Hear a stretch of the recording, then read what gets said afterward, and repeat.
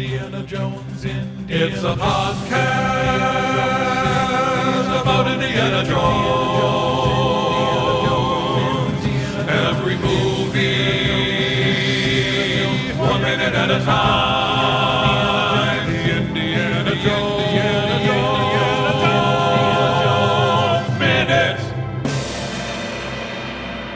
Welcome back, everybody, to the Indiana Jones Minute. This is the show where we discuss the film Indiana Jones and the Dial of Destiny, 3 minutes at a time. My name is Tom Taylor. What's this? What's this? There's color everywhere. What's this? Oh. There's white things in the air. Pete. I'm Pete Mummert. I'm Gerald Christopher, University of Porter. And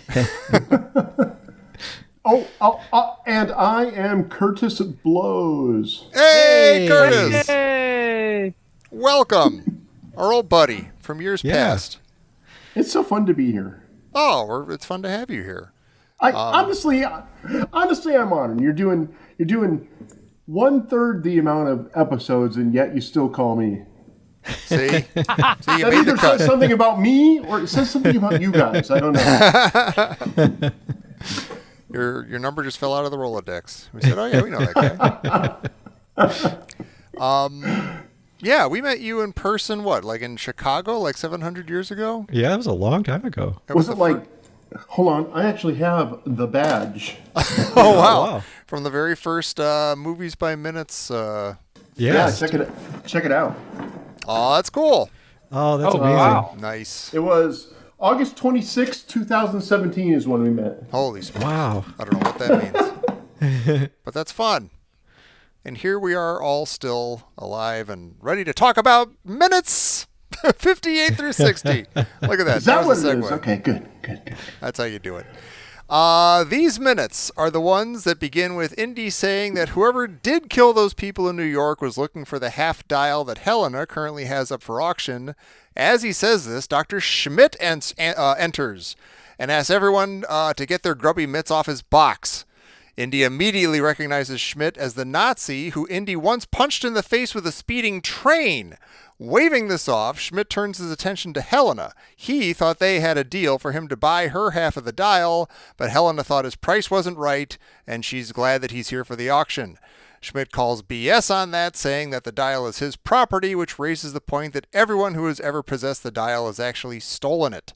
As Helena is finally about to bang the gavel on the auction, Indy makes a grab for the dial, but it ends up in the hands of the Borat impersonator, who pulls a gun, warning everyone to stay away. Schmidt commands Hawk to get the dial, which he almost does, but it rolls across the table to Indy. A good old-fashioned fracas ensues, during which Helena punches the maitre d' for suggesting that she should not have come back. Indy slips the dial into his satchel and holds the room at bay with his mighty bullwhip before everyone in the room reminds him that guns are actually really awesome in this kind of situation. Helena grabs Indy's satchel and gets it to Teddy, who makes a daring attempt at a getaway but is easily thwarted by Schmidt, who takes the dial off his hands and breezily escapes in the elevator, bidding Indy farewell by giving him a "see you in the past." Outside the hotel, Schmidt escapes in his waiting car, and the minutes end with Indy and Helena rushing to a waiting cab. So there you go. And I want to say, I think I said last time as we got to this hotel, I think it was just last time, that I love this setting. I think this is an amazing, excellent, perfect Indiana Jones setting that we haven't seen before. And one of my sort of bittersweet beefs with the movie is that we don't get to spend a little more time here. We got here last time. We're leaving today, and it's a little quick for this setting, which I think is ripe with Indy. I don't know what more we would have done here, but it's just a cool setting, and I wish we could have spent a little more time. Do you mean this room particularly, or I mean this whole hotel, the whole scene here, and the room and everything. Just it's all it's a good setting. This to me, it's hard to take seriously, and the reason I did my little intro is the music. I praised John Williams up one side, down the other of all these movies. Everything's been amazing. I feel like he misses something here. This sounds almost exactly like The Nightmare Before Christmas. Oh, that hurts. It does, though. It does. I know it hurts. It's why it's hard for me to take this scene seriously. Because I can't hear without that kind of bouncy, jaunty music. That sounds like the kind of bouncy, jaunty, plucky music that Jerry and I would roll our eyes at, and you would say, "Oh, come on, what's the matter with you guys? This is great. This is It fun." does, but it doesn't usually sound like Jack Skellington. Well, let me ask you. I mean, Pete, what do you think of a like here? Should Oh, it if they be just more use like that? Yeah, I don't. or- I don't. mean, I don't just- even know that what it needs to be. I don't even know if it's the tone. It sounds so much like that. I can't not hear it when I'm watching this scene. So I saw that movie Yeah. once 1,000 years ago, so I don't remember it enough. If we're playing the game of what should it have been? Oh, we It would should never have do been that. more- It should have been more, like mysterious. I think. I agree. I think it would have been nice.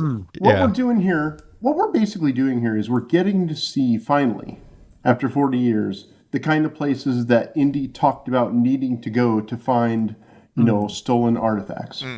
Yeah. So, Yeah. I'll go check out the markets in whatever he said in Raiders. Oh yeah, Marrakesh, yeah, yeah. yeah. And this is the kind of place Here we that are in Marrakesh, you would yeah. have went to. Yeah. Wow, That's it blew true. my mind. Yeah. I got a ticket to Yeah. Marrakesh or Yeah. Wow. Maybe That's that's why I amazing. like the setting so much. Yeah, it just seems like some place that he would be or he should be. But yeah, I get. This is a legitimate Indiana Jones setting. Yeah. Yeah. So they did Yeah. a very good job on that. Let me ask you, Curtis, does Schmidt or whatever his name is, Mads Mikkelsen, whatever, does he actually not recognize Indy? Or do you think Indy has a forgettable face? Or do you think that he's lying here? That's a really good question. Does he recognize him? It's been 20 some years, and the last time he saw him, he got hit in the face with a train. Right. Which So maybe that which maybe that can't kind have of cleared caused his zero brain memory. damage and memory loss. Right. Yeah. He knows. Or- He knows who he is because he says you should have stayed in New York. I think he knows. That's true. That's a good I think point. he immediately knows. And he who looked is. meaningfully at his dossier. We were debating Yeah. that, like Yeah. in the previous. Okay, minutes or let something. me So draw yes, something the answer is together yes. He here. knows who he is. He does know. Okay. What if this was why Indy put the hat up in front of his face before he punched him? recognize him might not 40 years I later. wouldn't recognize him maybe it had there was some sort of spell or charm or magic. So, like he Maybe holds the hat up. Indy- Yeah. By the time Indy got in his 50th fight with someone where he had to punch him, and probably by the time he got to that train and had to punch that guy, it's already happened 15 times where someone recognized him from an earlier fight and came after him. and maybe the hat makes sense. Maybe he's like, I'm getting sick of getting recognized. Yeah. Well, does he when I'm going to when do the hat trick. Indy says your face rings a bell, is he talking about Mad's face getting I had the exact same question. Yeah. I remember you from when your face rang a bell. Yeah, exactly. I think It should have been your Guys. face rings a bell again. Yeah. I bet that is the kind of thing the writers of the movie, just to go meta, probably did put in there just for their own amusement. Sure. Yeah. I like it. Yeah. I can hear him chuckling. Have you guys had an experience like this in your life? Like, do you feel like you've met people for maybe 5 minutes, and 30 years later you would instantly recognize them again? No, I've spent God. entire years of school with people and then didn't recognize them. Yeah, a year I'm later. struggling Yeah. to. Yeah. Honestly, that happened to me today at lunch. A woman came in. She was over at the salsa bar, scooping up salsa, and I looked at her and I was like, "Oh my God, that woman is so familiar," and I could not place it. I could not place where or how I knew her, and I wasn't fully aware if I even did know her. Weird. And then somebody kicked me in the shins and said, "Move it," I left and I didn't figure it out. But Aw. yes, it does happen to me. I'm the worst. If someone's not wearing the same outfit in the afternoon as they were when I saw them in the morning, I'm not recognizing them. Yeah. That's why Indy's wearing the same outfit. Maybe that's the whole reason he put the outfit back on so Mads would recognize him. It makes him seem famous because people recognize the outfit, but not him. But that's good enough for him. I'll just say I really like these minutes. I like this. I like this scene. I think this is a really solid indie scrap chap tussle, and it's preceded with some really nice back and forth with him and Mads Mikkelsen. You know, you should have stayed in New York. You should have stayed. And the really, really nice. Are you still a Nazi? That's the kind of line that we should have had. It has some good lines. He should have gone with like there was some line that he had like before about like there's so many Nazis on this train or something like that. It was like, okay, no. But something like this is like a new, you know, goddamn Nazis. Are you still a Nazi? That's a good line. That's a good. You should have stayed out of Poland is an amazing line. Yeah, that's great. Yeah, it's Yeah. incredible. Yeah. Are you guys finding that? Because you've only put out a couple of episodes so far. Are you guys finding that as you examine this, it's kind of better than you thought it would be? No. Pete answered first, so he'll say no. I think I'm I finding knew Pete was going to say no. Pete, who liked the movie a lot when he walked out of it, but things changed. Yeah. I think I'm finding Aw. that especially like in the case of these minutes, like I think the parts are better than the sum in some way. Like there's a lot of like this is like I said this about Indy and Mutt walking in fake Mexico or whatever. And if you show me this scene out of context, hey, this is the new Indiana Jones movie that came out in 2023 or something. I'd be like, oh my God, that looks great. That looks awesome. Yeah. It's like witty banter going back and forth. It's sharp. It's quick. He's got a bullwhip and everything. He's like in a weird, cool, like Tangier place. This is awesome. So yeah, like I think there's a lot of that in this movie of like stuff that they just nailed in the moment, but somehow it doesn't quite add up to like one of the best Indiana Jones movies I've ever seen. There are several scenes like that in this movie, I think. There's a lot of things, like Pete and I were talking, let's see, what was that scene? Something like, if you start at the point where Indy is making coffee or tea with a kettle whistling as Space Oddity plays, and then you end it with, you didn't win the war, Hitler lost it, that 100% is a Raiders of the Lost Ark scene. Yeah. Yeah. There's a lot of really good stuff in here that they nailed, and then there's other stuff that's just the Bourne Identity. And you, Curtis, Yeah. I think I brought this up a couple times already on this show. You and I had a conversation a long time before we even started recording, where you said this could have been. It felt a lot of times this movie felt like it could have been a Matt Damon movie, and it wouldn't really have been much different. And that I have not gotten that out of my head. And the more I watch the movie, the more it feels like that to me. Wait, Like, I'm it the does- one that I'm the one that ruined it for you. Way to go, Kurt. No, you shed some light on it. Great. No, it just keeps, to me, it just, I know I keep saying this, but I'm very surprised it's made me respect, I don't know if respect's the right word. It's made me miss Crystal Skull. Like, because that felt like, to me, more like Indiana Jones, and this feels a little more generic. I don't know what it is about it. It just feels... Isn't that weird? Isn't that weird? Because I've been, in the forums and Reddit and all over the place, people have been saying the same thing. They kind of miss Crystal Skull now. Wow. Because Yeah, Wait, that's crazy. hold up. Are you both serious? Jerry, will you please hold me? I'm feeling very anxious and I don't know what Yes. to do. Thank you. Thank you, buddy. Thank you. Wait, No, Curtis, are you saying you're going on Reddit and you're reading about this and people are saying they're missing Crystal Skull because of this movie? Crystal Skull seemed a lot more like an Indiana Jones movie to him because of this movie. What, like, who are these people? I might not. I haven't thought about this that hard, even though we've talked about it a lot. I might not disagree that Crystal Skull is more of an Indiana Jones movie than this is, but that doesn't mean that I like that movie more. I'm Yeah. liking this for the weirdness of it. All right, Yeah. well, wait. I'm serious now. What aspect, like quote a line or a scene from Crystal Skull that is more? It's the tone. It feels like Steven Spielberg. It feels cohesive to me with the other movies. This doesn't.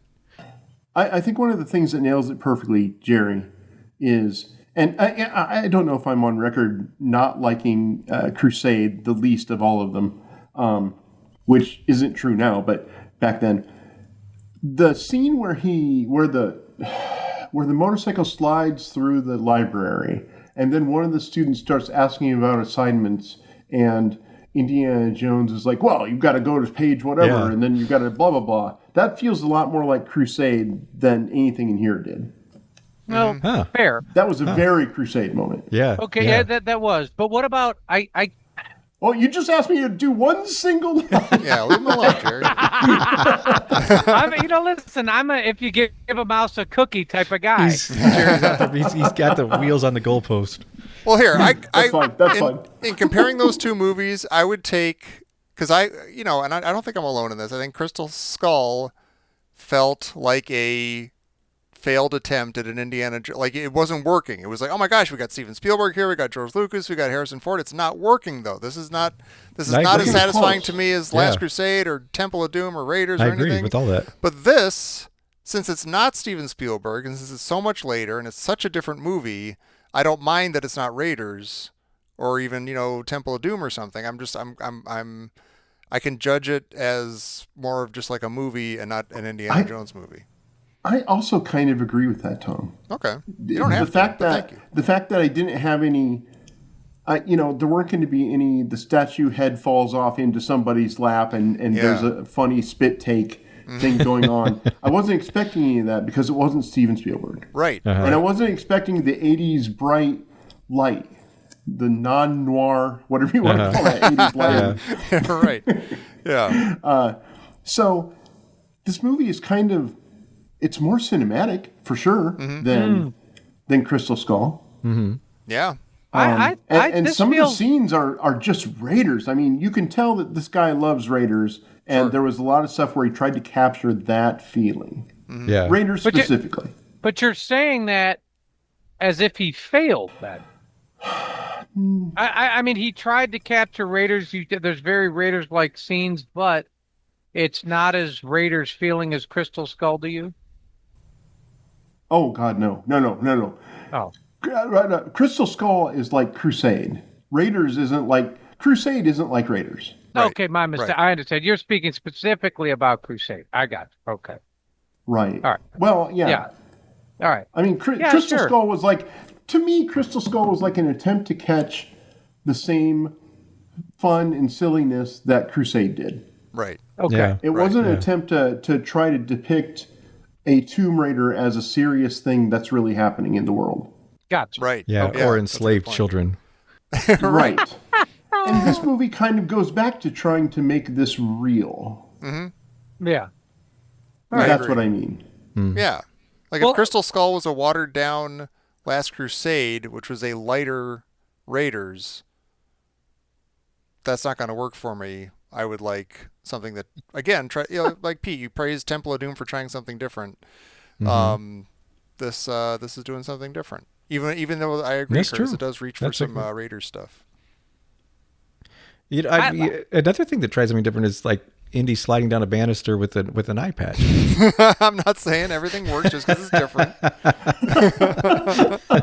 Pete knows exactly which ribs to stick the I knife know. do. He really does. Well, no, wait. Now, Schmidt says from Alabama University. Is that that's the problem right there? You're like, this guy's lying. I mean, couldn't that be? It's the No, University that's of the Alabama, university right? That's the university he has been working at for the space race thing, right? I would think But so. isn't it the University of Alabama? That's across the street. It's a bitter rivalry. I mean, I don't know. It Maybe, does. I hear you. It does sound weird when he says Alabama University. well, I mean, Like, okay. it So sounds Pete, you like went he's to saying it wrong. Indiana University, and But how no, many? yeah, And I it's- did too. And It's how like many when people say called University of Indiana. it? Yeah, they don't Everybody say that. called University, and you're like, no, that's in like there's like IU of U of I is Illinois and also there's the Indiana U of I University is of University of Iowa. or Iowa. Yeah, it's or not Iowa. Indiana. But then there's also the Indiana University of Pennsylvania, which is a totally separate school. Yeah. University of Pennsylvania, Indiana. Actually, Curtis, in Iowa, what is it? Iowa University or University of Iowa? We have the University of Iowa, Iowa State University, That's and fine. And the Panthers, whoever they are, the purple school. But the Iowa yeah, A&M. So I could be wrong. Maybe it was Alabama No, I think University you're right. in I feel like you're 1969. right. I feel like his word order is weird, but that could also be That could like, be because he's German. He's Yeah. a foreigner But to is- our strange land. He doesn't know So our are they ways, pointing what our that schools out are though? called. That is whoever wrote that was like, we're going to have them say Alabama University. I feel like that was intentional. I feel like that Yeah. was, yeah. He's either lying or he's an interloper in Alabama. He never I bought think the here's- cover story. I think we know he's not lying. I think here's one of the things you have to commit to when you're watching this movie, guys. Either the writing is good or the writing is not good. And the mistakes that are in here, things like calling it Alabama University instead of the University of Alabama, if that is what it's called, I think are purposeful. I think the writers thought about that and said, this guy is German. He's only been here for 21 years. He still has a strong feeling about Germany. Obviously, his character does. He would get things like that wrong, and that's how he would talk. Yeah. That's probably good. true. And rather than Okay. explaining that like all other modern movies do, they just go with it and they put it in there. I'm Now, not from here, so when I say University Yeah. of Alabama, Right. sometimes I say Alabama University. Yeah. You got your chocolate and my peanut butter. Pete, I have a question for you. Okay. Is capitalism stealing? Why'd you ask Pete All right. I'm not asking Pete. I know my answer to that. I'm not, all right, I think next. everyone knows my answer to that. I'm not going to repeat. Tommy, I got a question for you. What is it, Jerry? Oh man, I know, I'm running all around. Yeah, really. Is this fracas? This is an old-timey Indiana Jones fracas, melee, right? So is there the appropriate number of characters here? Are there too many characters? Are there too few? Because there's like a guy who has a diamond hat on. Yeah. Got like a little, there's that. There's the maitre d'. There's a cowboy. There's the There's a rootin' cowboy- tootin' yeah. cowboy. There's There's an the astronaut. There's the Yeah. Borat guy. Yeah, There's it's a Wes Hulk. Anderson There's a scene. magician. Yeah. There's a guy who's got the shades on inside. Yeah. Part of me wants to say, yeah, there's too many people in this room and there's too much of a fracas, but it makes sense for it is an auction with all these characters Yeah. from around the world, so it does make sense. I'm going to say it's a fine number of people for this fracas because we do zero in on like Hawk beating up Borat and Indy with I think it's Kleber, and Indy also gets to punch whenever he punches the cowboy. My wife and I just finished watching 1923, the series that Harrison Ford is in. I want there to, in my mind, I'm like, that wasn't that good. That was an okay show, but I'm going to punch this cowboy because I'm done with that cowboy stuff. It was a little overblown. It was a little hammy. But yeah, and answer your question, I think it totally works as a. Well, I mean, Pete is saying that no, it doesn't. But what do you think? But I will say something nice about it. Is I'm a huge Franz Kafka fan, and the reactions of people in this scene seem very Kafka-esque. Oh. Like it feels like a scene right out of The Castle or The Trial. Like the people react in weirdly violent and sort of surreal, dreamlike ways. Like Yeah. Indy grabs the dial and suddenly everyone decides, like everyone who's at this auction bidding like peacefully suddenly decides it's a free-for-all and they're just going to punch each other to try to steal it. Like it just instantly. It's like Airplane. instantly. Keep going back to Airplane. It's Yeah. like they're freaking out and everybody's like just strangling each other and boobs Yeah. go across the screen and yeah. And then instantly in a minute, they're all going to decide to murder a man with a whip, like an unarmed, basically. They all guy come without a together gun. for a common cause. Yeah, but it's it's weird. It's surreal. It's dreamlike. It's not a normal human reaction. I think That is Right. fair. the only which I like. the only thing I do not like about this scene, the only thing, and I love everything about this, especially this scene, is how when they all pull their guns to shoot at Indy and they start shooting, they continue to shoot for just a long time where he used to be, even though he's obviously not there anymore. If we shoot the he's window on the enough, ground yeah. laying around. He's tripped a person. He has had a little scramble fight with Helena for the Antikythera thing. Yeah. All that's happening, and they're still shooting up there. It's like at some point they just all went crazy and they just liked shooting the window out. They just thought it was cool, like a 9-year-old boy throwing rocks. Throw out. So what's the thought process of 20 people to decide to murder a man at the same time? They didn't like him pulling a whip on them. They don't go for that. That ain't cool. I watched this again right now, and the choreograph for how he reaches down for his whip and he kind of flings it out at first, and like one of the cowboy dudes do with the hat, like, whoa, what the hell is that? Like, it's actually done, except, and he's like wabam, wabam, what? He like clears the table. Yeah. Very cinematically, as you said, Curtis. The film, and it is really well done. I Yeah. get that it's got a little bit of ham in there, but it's like a honey baked ham. It's tasty. It is. I like a nice honey baked. It's really. I actually love that too, and it does come to this, this sort of pregnant arrest. Mm-hmm. That's like, wow. Now, of course, that's why they used it on the trailer, because it was, it Yeah. put a real Right. Indiana Jones stamp on it. But just watching it in the movie, it really is terrific. Yeah. Is there a continuity error here, though? To me, it feels like Impossible. this is two scenes that they edited to make it this scene. Like, because like Borat grabs the gun, and then there's mayhem, and everyone's all over the room. And then 2 seconds later, everybody's peacefully seated around the table again in the same way they were. Like, it feels a little bit like maybe they didn't shoot the scene this way, but they decided to they edited it this way. Maybe. Maybe. It It does seem seems- like when he first pulls out the whip that everybody's in mid melee, and then they're all shocked into Well, let's- silence by the whip. Let's figure this out. Borat grabs the how do you even say it? The dial. Antikythera. Borat Tom grabs could the say dial. it. Tom's good at saying it. Antikythera. Yeah. Antikythera. Oh, it's close. And then he has the tussle with what's his face, Hawk, or Hockey, however we're pronouncing that. And so, what would anyone else have to do except sort of like stop what they're doing and kind of just watch that? And then he gets slammed in the table. Yeah. And then the thing is free, and they're all like, "Whoa, look it up!" They're all diving in towards the table, and then Indy grabs it and goes, "It's mine!" And they're all standing at the table. Happen at that point, and they're like, "Oh, I'm so sick of this." Yeah. That could work. Sure. There is a continuity I'm error. sorry. Sense. There's a slight editing error, I would call it, where Helena, at the beginning of the scene, takes a drink. She takes a drink. Yeah. And says, "No, you don't know him." And then he says something, "But aren't you a Nazi?" And then she has her drink out of her mouth and she's coughing. Oh, okay. And she didn't have enough time to like take that second drink to get it up to her She's mouth a hard again, because she drinker. Maybe drinks, she did get it in there. puts it down. She just never brought it back down.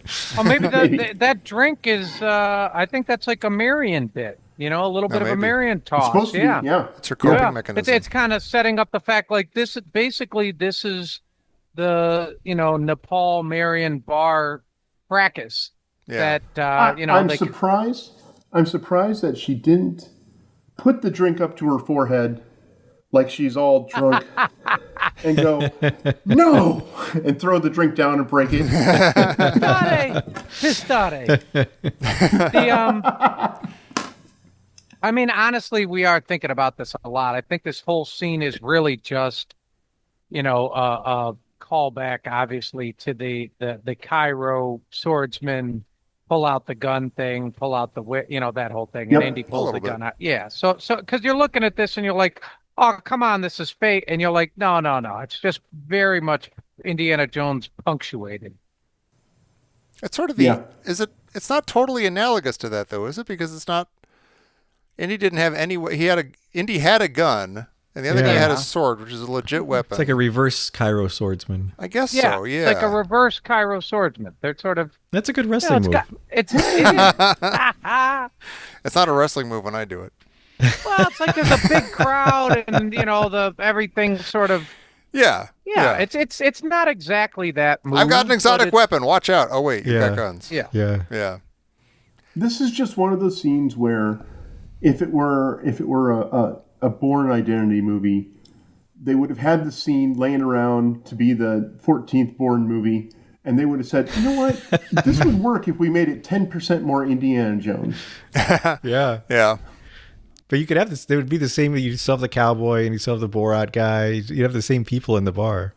Yeah. Yeah. Borat Well, was huge back then. 1969 Morocco or whatever. Yeah.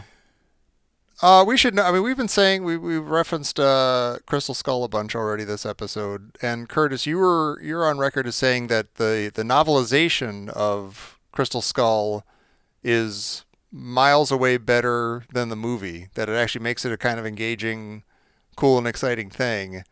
And you were despondent that there was, and I was too. I wasn't going to get it or read it, but the fact that there was no novelization for this movie, I think that's just that you're supposed to do that. Put out some action figures, some posters, a novelization, a record, and stuff.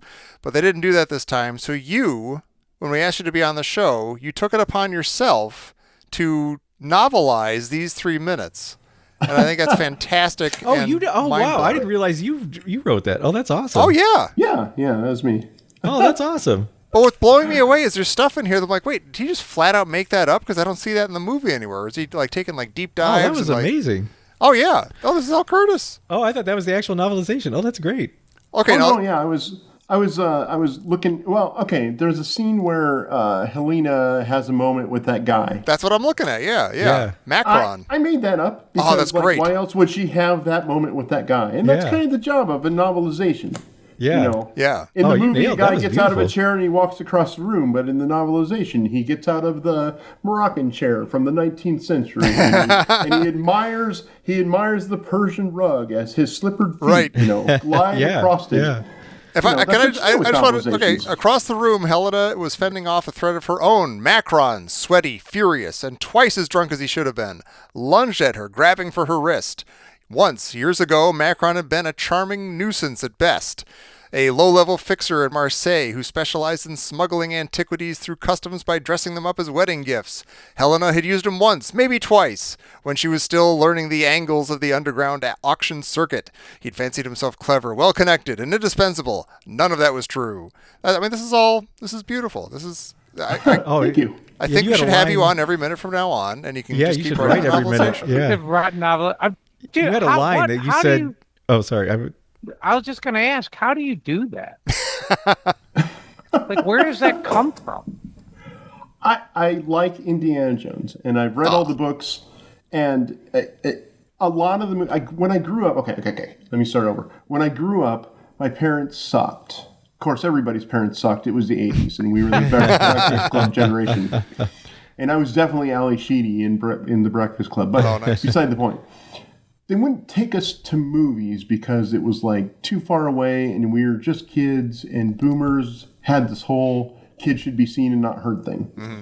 And since I didn't have a movie theater in my town, movies that were coming out, I would be excited about, but I couldn't go see them. But Mom went shopping every Sunday at the mall where there was a B. Dalton, and every movie had a novelization, usually 6 months before the movie came out. Yeah, So that's Oh, how yeah. I experienced most movies. Oh, that's amazing. that is amazing. And then, I'd eventually get to go see the movie, and I just appreciated it more because of that, which is exactly I love that.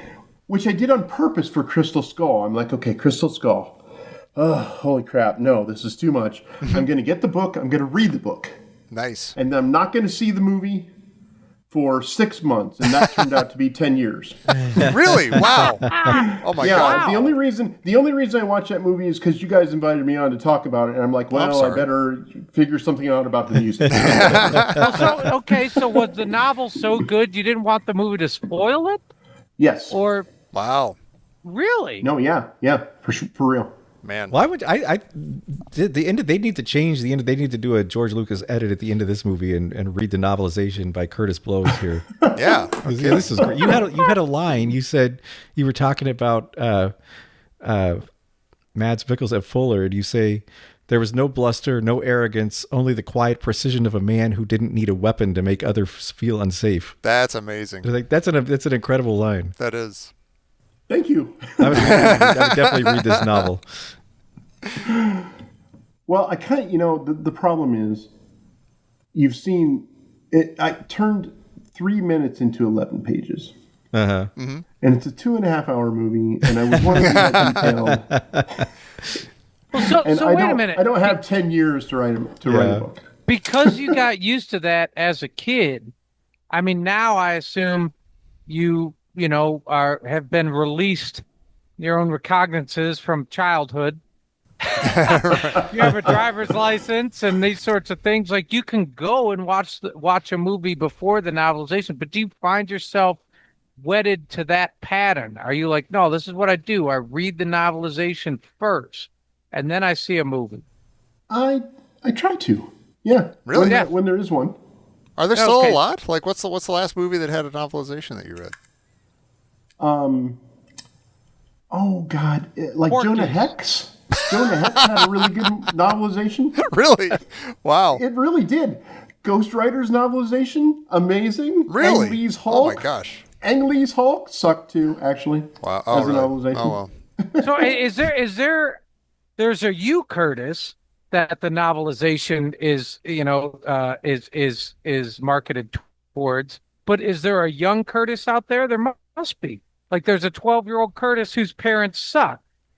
and Yeah, but they and don't- some they guys don't get penning to- the novelization. They don't get to see. They don't get to read those. They don't make novelizations anymore. Yeah, you don't have parents don't have to take you to a movie anymore. You just turn on the TV or your Yeah. phone. Yeah. Yeah. There's no B. Yeah. Dalton. You tell your parents you're reading the Yeah. novelization on your phone when really you're watching the movie. Yeah. No, they're really, a couple of times I went and looked, like Star Wars and stuff does do novelizations, and I've read those rather than watch the movie. Okay. And that works out pretty good. That makes Star Wars pretty good. I don't know. It makes the movies better to me because there's someone like who's that guy that wrote all the Alan Dean Foster. Alan Yeah. Dean Foster, because there's an Alan Dean Foster out there connecting scenes for you and making stuff better. That's And amazing. that's kind of one of my approaches to doing these movie by minute things. I'm watching movies going, okay, what scene is between this one and this one that makes this better? And I'm not talking about the kind of thing where in modern movie making they have too much exposition and over-explain everything because they think you're stupid. Right. I'm saying like, what happened on the plane between San Francisco and Marion's place? Wow.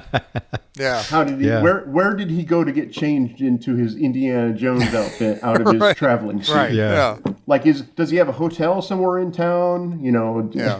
What's going on there? And those kinds of thinking about those little kind of things and thinking about little character beats and stuff is how the novelizations to me made everything so much better. That's Yeah, very I cool. bet you. Yeah, you must have been like a real joy to have at a slumber party. Pass the jelly bellies Yeah. and tell me a story about that. Well, actually, what R2D2 was really thinking at that moment was that he was worried about. Oh yeah. Well, actually, you're saying slumber party, but really it was girlfriends in the '90s. Oh, Well, okay. you've done better than most of Yeah, us. really. Now, that's a slumber party. What I should've hung R2D2 around. was really thinking there. I should have gone to B. Dalton a lot more. The real meaning of that R2 unit's periscope is this. Right. Oh my gosh. Yeah. Wow. I have a little Curtis moment in my childhood. I lived with my grandparents a lot of my childhood, and they wouldn't let me see Rocky when it came out. They thought it was too violent for me, so I read the novelization way before I saw the movie, and that was a good one. Nice. Yeah. And I remember it was so vivid, and when I saw the movie, I was like, oh yeah, just like the book. Okay, I don't know if you guys are aware of this phenomena. Maybe it's only me because I grew up reading novelizations. If you get the chance, read the novelization for Back to the Future. Oh, really? It's unhinged. the guy clearly just thought the movie was a bunch of bull, and he just went off on his own thing. Wow, and he just did man. his own thing. And the official novelization is just amazing. It's amazing. Oh, my gosh. Huh? I'm That's intrigued. funny. I- Oh yeah, I am too. Is it more unhinged than the novelization for Star Trek The Motion Picture, which has 90% I read don't that one as know a that kid one. too. bald women sex? I think it's Yeah. on the show for a reason. It's as unhinged as the E.T. novelization during the scenes where E.T. was fantasizing about having sex with Elliot's mom. Yes. Whoa. Yes. That and, happened and on all the this Earth. scenes where she was like getting real high. Wow. And So like, okay, so stuff like fantasizing- that, like, was that in a script at some point that the guy worked off of, or was he like, they're not going to read this, I'm just Could going to be. write that ET's thinking about the mom? I feel like the mom thing. I feel like we brought that up when we talked about ET on Anything Goes. So I think it Yeah. must have been at some point in the Oh, script. maybe. I think I'm the one that probably told you. Oh, you might have been. Maybe I'm just getting it from you. Yeah.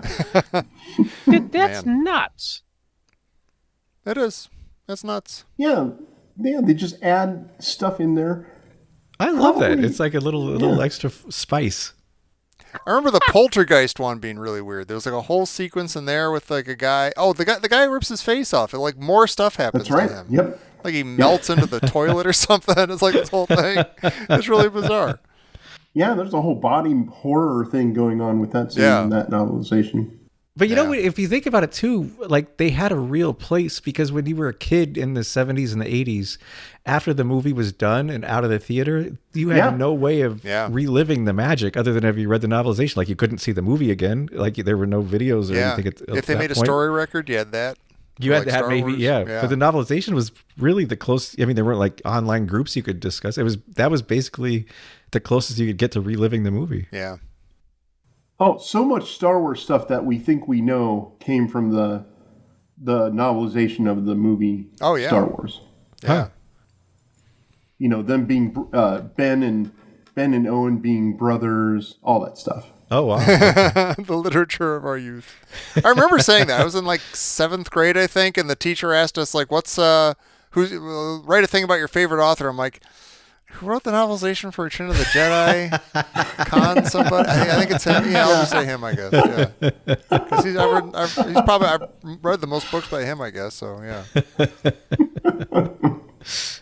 One last thing. I don't want it to just be the novelization podcast, but if you get I the love chance, that. also go watch the novelization. Go read the novelization of Blade Runner.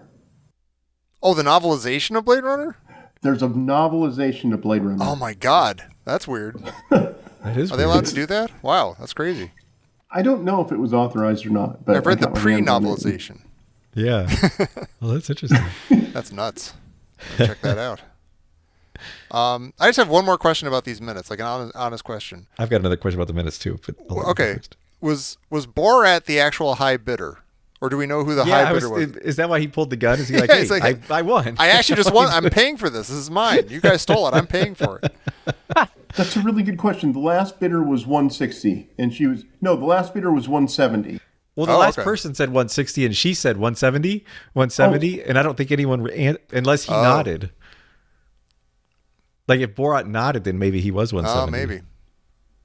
It's confusing. Maybe. There's a lot going on. Well, the other thing going on I was curious about is they very specifically show Teddy crashing, like shoving aside the pilot who had just been helping him. And I thought that was really weird. Like, why did they go out of their way to show him like bulldozing that pilot? A little punk. Like, are they trying to make them seem a little unlikable at this point, or did they film something else that got cut? Because Wow. I don't know. It just seems like a weird thing to show the way they showed it. Yeah, I agree. That is weird. I don't think I realized that was him, but it was the Shows pilot. that pilot. Okay. That's mean. Like when he's running out of the room with the dial, the pilot's sitting there, and maybe the pilot was trying to stop him. Like maybe he was the pilot for one of the people in the room. Like maybe that's why he's there, Oh, maybe. or like maybe he's Borat's pilot or the Cowboys pilot. Do Cowboys have pilots? Is it, you see him make that leap and you're like, oh, is Teddy into parkour? Oh, that scares me. Yeah. Yeah, that's scary when he jumps Yeah. over the balcony. I'm watching this minute again, looking for the thing, and I just that elevator makes me think that this scene would have made an excellent Kenner playset, because you would have had the elevator that goes up and down like the Death Star or the Barbie Dreamhouse or something. Oh yeah, and it would have been super awesome. they could have just reused the Death Star Yeah. playset and put in the top, like swap out the cardboard for the back of the. Yeah, just casino keep that room. shape. Who cares? It's kind of Yeah. You know what I love about that scene, actually, watching it? That is a reverse nice try, Lao Che. Yeah. Oh yeah. Oh yeah. Yeah, it is. It just for some reason it's a very subtle, subliminal thing. It made me think, oh, that's a very like they pause and not like you can almost see Schmidt going, "Nice try, Lao Che." It's a beautiful line, like when he says, "See you in the past, Dr. Jones." That's good. I think that's even better than "Nice try, Lao Che." I Yeah, think it's yeah. maybe the best line in the movie for me. I think it's great. That is. Well, so how much percent of how sure was Volner that this thing was a time traveling device? He seems pretty Did sure. you just know for sure? He seems pretty sure. Yeah, he seems convinced. Yeah, and I like the sort of double entendre. Well, I don't know if that's the right word, but like the double meaning he's got here. Yeah. It's great. It's a great line. Well, so let's walk through this. Does Indy? At first, they found the Antikythera and they thought, okay, the Sword of Longinus was fake, and then they get this. They realize it's real. Baz knows that it's real, but Indy thinks it's like Indy. Does Indy know that this thing is real here? That's why. Well, I wonder because he says this is a Pandora's box. And is he saying that because he thinks this has powers? I think. But there's another scene where Indy says, time travel.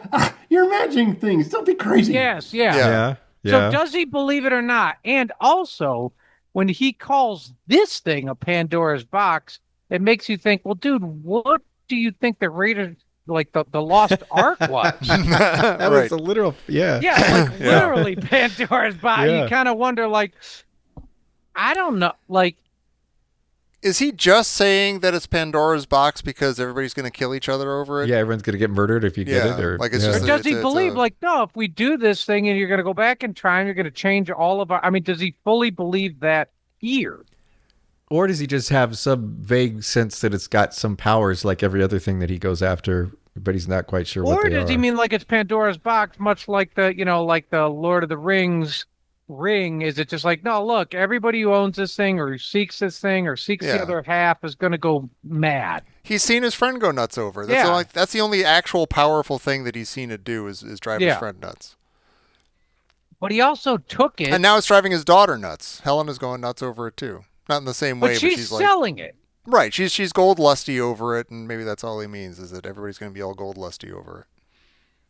Or maybe, as we read in the novelization, he didn't need to know what it was. His eyes lingered on the mechanism, not with awe, but with the practiced caution of someone who had been burned, often literally, by the very things others call treasure. That was awesome. Yeah. The practice caution. Amazing. Wow. Well, so that's why Not this exact relic, but things like it. Yeah. That's why Yeah. he kept it at fake New York City College. What was the name of his university he works at? Oh God, I forget already. Crandall? Wasn't it the Was it like New York University? Is it what is it? Isn't it? it was like Hunter College. Hunter. Okay. Hunter, yeah, Marshall Brook. Part of the shooting system. Wait, I've got another question about this minute. What is when Indy asks Fuller if he's still a Nazi, and Helena does like this what? Like kind of double take. Yeah. But what is her double take like? Why is he? Oh, don't say this now. You're going to mess up my auction, or is it what? You're a Nazi? Like what is her? I really think it is that, yeah. Or is it It's that, that she- oh my gosh, Indiana think Jones it's- does know who he is and that he's a Nazi. or Oh something. wow. I think it's because she thinks it's going to mess up her auction. Yeah. Not everyone in there is going to be cool with bidding against a Nazi. Because he's the only guy that she knew walking in there. She's like, okay, well, your numbers were a little low in the past, but now you're here in person, yay. Yeah. Let's get this on for real. And And Indy is calling him a Nazi, for God's sake. But did she know who he was because he's a Nazi? Like, did she know who he was because of her dad? I saw a guy get beaten up by a train once, and I'm assuming he's killed, but if not, Like you should it- watch like- out for him. Like Curtis, like what you were just saying, it just made me think. Like, did her dad tell stories of how he and Indy got the half the dial they got, and there was this guy Fuller on the train, and then she later was like, "Oh, I know this guy's looking for it. I'm going to track down this specific guy." So, like, did she know he was a Nazi, and she's just trying to, she's just double taking because Indy's going to blow Yeah. it. Ixnay on the Nazi nay. Maybe she knows he's a Nazi. and she's afraid Indy's going to blow it. But I think they're trying to. I think the movie is trying real hard and not doing a good job of painting her as kind of a Belloc scumbag. Yeah. Yeah. Like, she doesn't care if he's a Nazi. She wants the money. Right. Yeah. Yeah, Jerry Yeah. was saying a while ago, is she just a straight up Han Solo? Like early Yeah. Han Solo, like before he's a lovable lug. Like just in it for the money, just taking a job. She would be a Belloc if she were physically capable. Yeah. Yeah, yeah. If she already had enough family money to go globe trotting, she would be a Belloc. Right. She wouldn't have any morals about anything. She would just like do stuff to make money. Why does she need this money? Why does anybody need money, Jerry? Well, I mean, Han Solo needs it because he's got a bounty on his head. That's true. And Belloc, actually, because Belloc sort of was into the artifacts too, Yeah. right? No, Like he sort was. of- He was, yeah. Yeah. He was a little more. Of a I feel like is she into other artifacts, or does she only know this one because of her dad? Well, Like, was this? she knows where to go auction them off, and she's That's true. comfortable with it. Yeah. And she That's has a history with that guy. Yeah, that's a good point. She had the boy. She had the gangster boyfriend that lived in that town. She Yeah. made his acquaintance somehow. That gangster boyfriend who apparently is tight with at least two people who work at this hotel or something. Like two different guys try to stop her. I assume for his His sake? dad owns it. Oh, that's right. That's his hotel. Okay, that's right. Yeah, okay. Sala told us. So Remember when Sala was in she's the hung movie? out there enough to make his acquaintance. Okay. I'm a little confused by this. Like I said, I'm dumb with movies. Yeah. I am a little bit We'll be confused patient with all with the you, people Jerry. in there. I am a little distracted by the Borat guy who's he has a pinch of who's the dude in Last Crusade who also wore the The guy Cosm. with the tattoo. Yeah. Yeah. cruciform sword. Chasm. Yeah. He's got the mustache and the thing. He kind of comes in, he comes out. He's got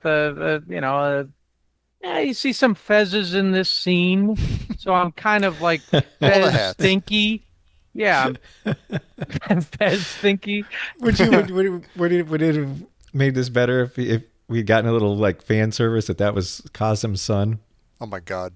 Oh, The Peter. fan service that this scene is it Jabba's palace or is it the the cantina? Because nobody in this place dresses alike. There's no two people from the same place. Yeah. We have a cowboy, and we Yeah. have a Kazam guy, and we have like an Arab, and we have like just all the different people, and they're all totally different. The two people who are dressed alike are the pilot and the steward, the flight Yeah. attendant. They're both from the same airline. That's why Similar I clothes. was calling it a Simpsons episode last time. Is it feels like Yeah. everyone's like a caricature. That's Yeah. like way village people. Yeah. I have a great question that doesn't matter at all, but I want to pick at it because it just occurred to me. Fuller says to her, "Hey, I thought we had a deal. I was going to buy this thing," but throughout the whole movie so far, he has been chasing her, and like knowing that she's going to get the dial, and they're going to like rush in and grab it from her and stuff and everything. Like, when did So she? were they planning to rush up to her and give her some money and take it? Yeah, here's your money. No. Here's your No, This is the 150,000. deal. I was wondering when they had this deal. Was it since then, or was it before the movie started, or what? That's an excellent question. I mean, does she know about Volner? I don't think she's laid eyes on him. She was happy to make his acquaintance for the first time when he showed up. Oh remember? yeah. She She's shakes his meeting him hand. now. Yeah. I think she only has seen Hawk and whatever his name is. Klaber. Klaber. The two. What? Klaber. The two henchmen. Yeah. Yeah. Okay. One So and two. I think what's been going on is that Volner has been sending his henchmen out to try to grab this thing, and if he can't get it that way, he'll buy it legitimately at the auction. Oh, so since she got it from Indy and took off with it, he has somehow, I don't know, on her cell phone on the plane, like made a deal with her to buy it in Tangier or something. Well, I see it going something like this. I see Helena calling her people in Tangiers or wherever and going, okay, I've got it. Set up the auction. Call the people. Call the people. Put out the ads across the dark web, the 1969 dark web. Yeah. and let everybody know that this is going down. And he probably was like, oh, I see on the dark web that this thing is for sale or whatever it is. So he's like, okay, quit trying to kill Indy for a second. Let's go do this thing and try and get it that way, because he's always just trying to do the next easiest way to get it. Yeah. Yeah. And somehow And he so got he an probably- offer to her that he thought Yeah, that she he was got an accepting. offer to her somehow. She's like, well, I'm going to be auctioning this thing off, have the highest bid. I'll see you there. He goes, well, I'll give you 100 right now. And she's like, yeah, I'll see you in Tangiers. Yeah. Yeah. All right. That makes sense. That works enough for me. You see, you know what's nice about Tote is that, Marion asked him, like, will you pay more? And what did he say? Like, almost definitely. Certainly. Yeah, almost certainly. And you're like, I love that. He's not messing around. There's no like, well, we'll come to an auction. We'll do the thing. He doesn't end around. He's like, I will pay more than anybody else will I have my bid. checkbook right here Yes. and a lot of ink. As a guy who sells stuff, who sells fine drum antiquities, it's so nice to have a guy like Tote. There's not like Tote's not a tire kicker. You know what I mean? Yeah. Right. He's not going to return it either No. after he buys it. He's also like a Like, hey, he's my, got like, my wife says you know, that's my problem too. Tote's not asking for free shipping. but he's also a go-between. He's like, if the Fuhrer himself were there, maybe there'd be a little more dickering about price or something. I don't know. I'm just saying. He's the middleman. He doesn't care what it costs. He's going to get paid. He'll get reimbursed. He's going to keep his receipt. Depending on the legends that you believe, the Führer could have been one of the people in the back there with the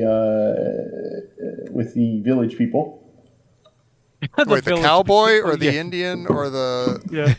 cop or the construction worker? Could have just been hanging out back there. Could be. Maybe the whole time there's a what's that called? What's the two guys that go along behind the scenes in Hamlet? Rosencrantz and Guildenstern. Guildenstern. Oh, yeah. Yeah. Maybe Hitler is Rosencrantz Oh, my and God. Guildensterning this whole Volner thing. Wow. Just watching, waiting for him to get a hold of it so he can take him out, so that he doesn't go back in time and take him out. Oh, that's probably it. Hey, that sounds like a novelization. Yeah. If only somebody could take their 3-minute novelization and expand it a little bit. Well, speaking of embellishments, Hey. hey, coming in over the wire. Oh my God. This just in from Professor Christy Porter.